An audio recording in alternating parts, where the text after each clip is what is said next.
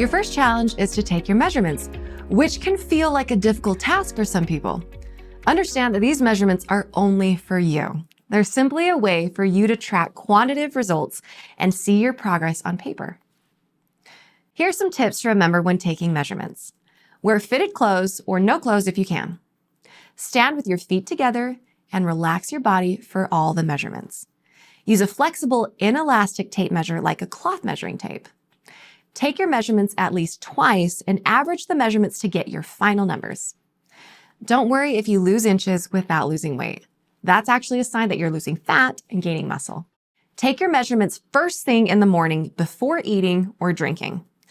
Every time you retake them, do so at the same time and under the same circumstances so you can trust the results. You'll take 5 measurements: waist, hips, chest, arm, and thigh. For your waist, find your natural waist or the narrowest part of your torso. For your hips, find the widest part of your glutes by looking in a mirror while standing sideways. Make sure the tape is parallel to the floor as you measure. For your chest, stand with your feet together and your torso straight and find the widest part around your bust.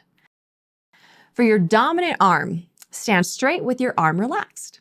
Find the midpoint between your shoulder bone and the elbow of one arm. For your dominant thigh, stand straight and find the midpoint between the lower part of your glutes and the back of your knee, the widest part of your thigh.